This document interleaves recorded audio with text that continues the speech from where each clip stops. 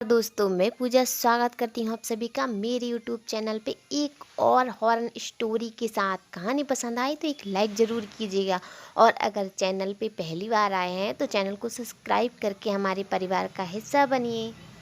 आज एक बात मैं आप लोगों को बताने जा रही हूँ जो बात सुनकर आप भी दंग रह जाएंगे। एक समय की बात है जब हम लोग नए नए कपड़े पहनकर बगिया में झूला झूल रहे थे और हमारे गांव के लड़के पैग मार रहे थे क्योंकि वह सावन का महीना था। नीचे बैठी हुई औरतें बच्चे सब हंसी खुशी गाना गा रहे थे और छोटे छोटे बच्चे तो नाच भी रहे थे क्योंकि इस को भारत में बहुत बड़ा त्यौहार माना जाता है। हम लोग कपड़े की गुड़िया गुड्डा बनाते हैं और सारे भाई मिलकर उसे पीटते हैं। इस दिन गुजिया गुलगुला पूरी कचौरी आदि तरह के पकवान बनाए जाते हैं और सारी लड़कियां इस दिन अपने ससुराल से मायके आ जाती हैं। पूरे दिन हम लोग बगिया में पेड़ पर झूला डालकर झूलते हैं। एक टोली के बाद दूसरी टोली झूला झूलने के लिए तैयार रहती है। यह तब की बात है, झूलते झूलते दोपहर हो गई। अब नीचे बैठी औरतें अपने अपने घर खाना खाने चली गईं और 3 या 4 लड़के और लड़कियां ही बचे हुए थे। उसी समय हमारी 4 सहेली झूला पर बैठी झूला झूल रही थीं।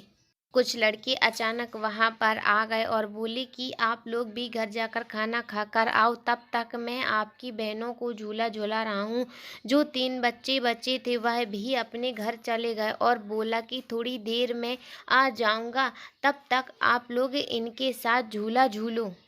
सहेलियां झूला झूलने में व्यस्त थीं और गाना भी गा रही थीं। उस समय मेरी एक सहेली ने बोला कि इनमें से एक लड़का जो पैग मार रहा है, कभी उसका सर आगे आता है और कभी उसका पेट। हमको तो यहाँ तक लगता है कि कभी कभी उसका दांत भी बाहर आ जाता है। हमने बोला कि तुम बहुत थक गई हो इसलिए तुमको ऐसा दिख रहा है। कोई ने उसकी बातों पर विश्वास नहीं किया।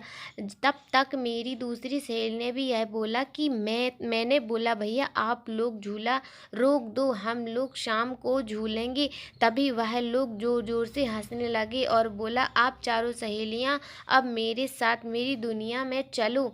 इतना सुन हम लोग जोर जोर से रोने लगे और चिल्लाने लगे। तभी वहां पर एक मालिक काका आ गए और उन्होंने हम लोगों को देखा तो सारी बातें समझ गए और जोर जोर से वह महामृत्युंजय का जाप करने लगे और माता जी का जयकारा लगाने लगी। तभी वो लड़के वहां गायब हो गए। आज तक मुझे पता ही नहीं चला कि वे प्रेत थे या फिर कोई और। हम लोग तो मालिक काका के साथ घर वापस आ गए।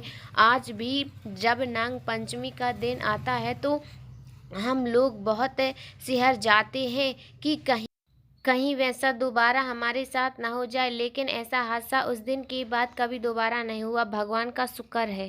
हमारी अगली कहानी के लिए कमेंट कीजिए और चैनल को सब्सक्राइब करके सपोर्ट ज़रूर कीजिएगा। Thank you.